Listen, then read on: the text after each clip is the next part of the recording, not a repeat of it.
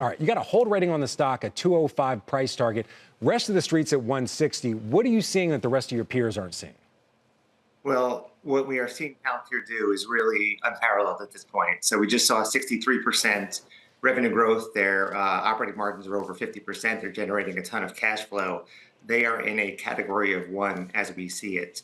And that does deserve a tremendous amount of credit. So we are willing to give them a lot more multiple than the typical software company. Again, we're seeing them do something that we just have not seen any other software company do, quite frankly, in many, many years. All right, so that's very effusive praise there, Greg, but still, just important to note, your price target is actually like kind of low for a company that you feel this bullish about and that seems to be growing and expanding, and retail traders and a lot of other traders are so optimistic about. Why do you think there's so much skepticism? And more importantly, this morning, why do you think this stock is selling off after a generally strong earnings report?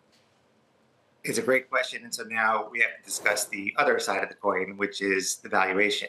And so again, what they are doing, Frank, from a growth and execution standpoint is really unparalleled at this point.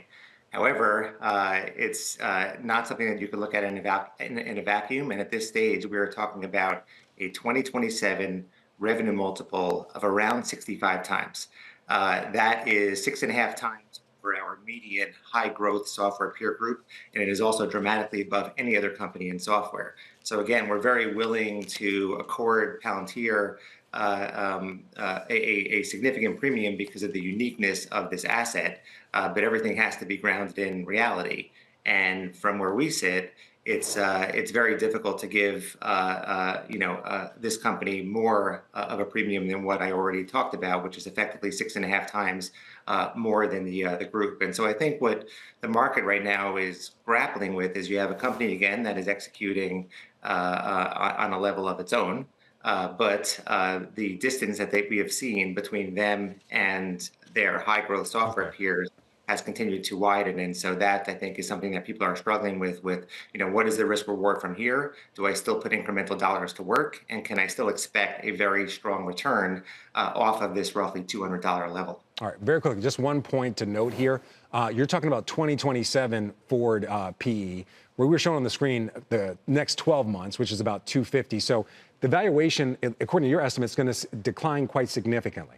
How does Palantir not grow into, which is elevated in all fairness, but not grow into a lower valuation well below 250 in the 70s is what you're seeing with the kind of earnings growth we're seeing, the partnerships they recently announced, including with NVIDIA and a lot of other really notable companies.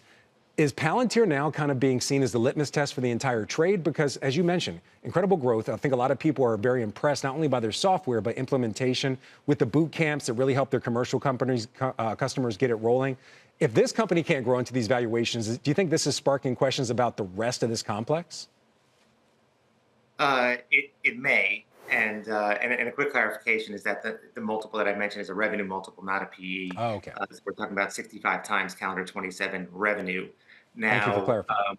and one thing that I think is key to watch going forward. So they just signed over 40 eight-figure deals, 40 $10 million plus deals just in this quarter. We're not seeing any of the software companies do that. So the question is, can you see this company, if we look out, 1 year, 2 years or so from now, can we see this company not just sustain that, right? But can they build upon that in a very significant way? Can you start seeing, a cadence of 75, 100 or so of these eight-figure deals signed every quarter? If they can do that, I don't think there's any question that they can grow into this multiple extremely well. Okay.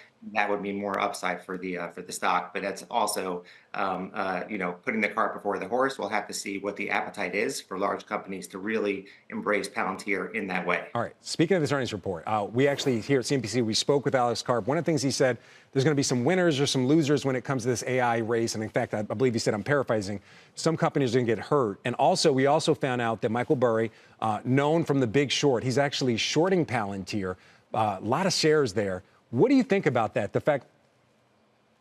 What do you think about the fact that this investor, he's actually kind of betting against the success of this company? Obviously I'm aware of his history, and it has been successful. At the same time, we've seen Palantir do something that nobody else is doing. So what I would say is, the uniqueness is impressive. It's not just revenue driven because they're also generating a ton of cash flow.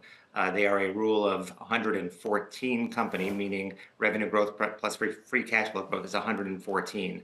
Most software companies kind of top out at around 50 or so.